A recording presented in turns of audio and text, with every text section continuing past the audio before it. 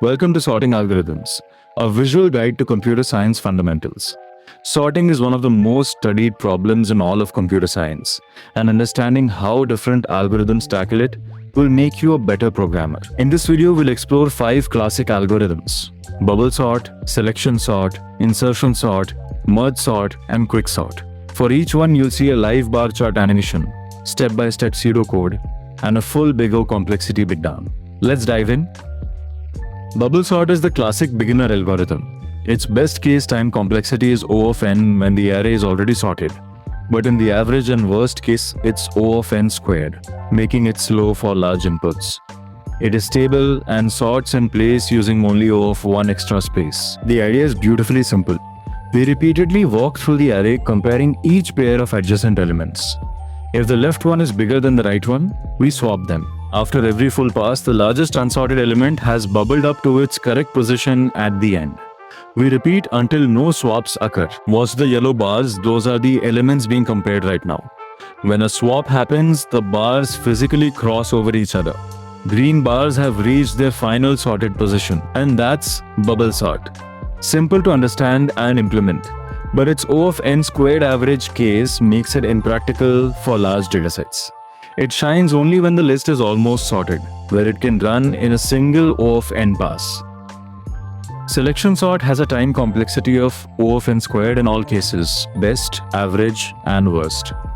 Unlike bubble sort, it cannot short circuit early.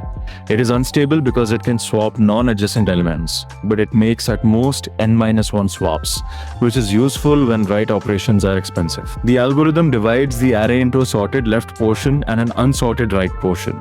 On each pass, we scan the entire unsorted portion to find the minimum element, then swap it into its correct position at the boundary. The boundary moves one step right after each pass. The dashed bracket shows the active unsorted region being scanned.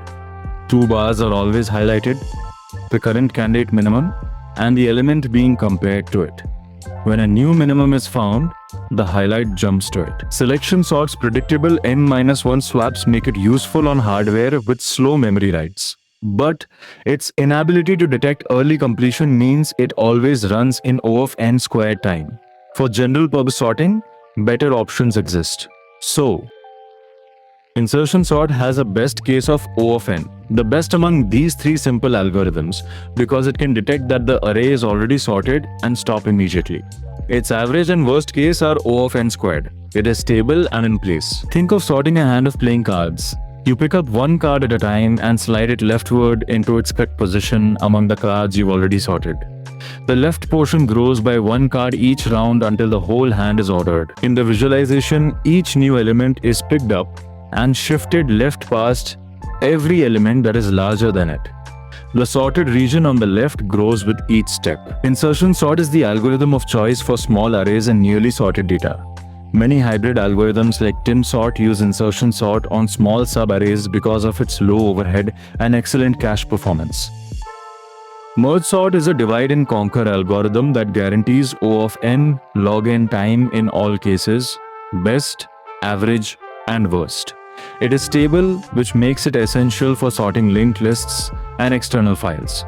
The trade-off is O of n auxiliary space for temporary merge buffer. The algorithm recursively splits the array in half until each piece has only one element.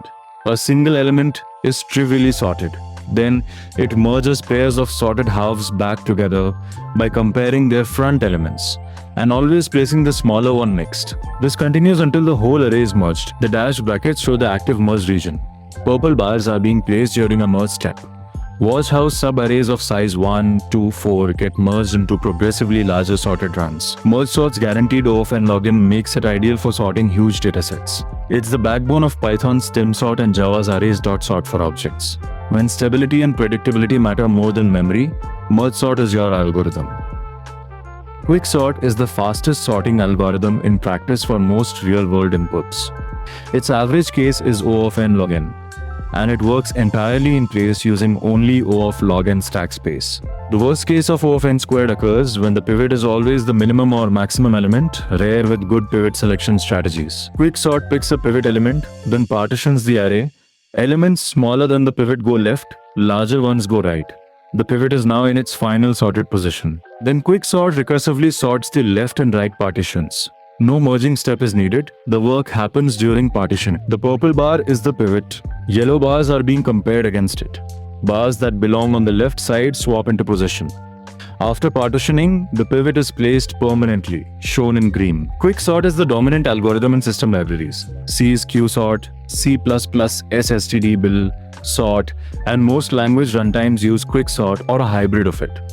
Its in place nature and excellent cache locality give it a significant constant factor advantage over merge sort on modern hardware. Let's put all 5 algorithms side by side. The bar chart shows practical real-world performance. Quicksort leads, followed closely by merge sort, while the 3O of n squared algorithms trail significantly on large inputs. For time complexity, bubble, selection, and insertion sort are all O of n squared average case and are only appropriate for small arrays under a few hundred elements.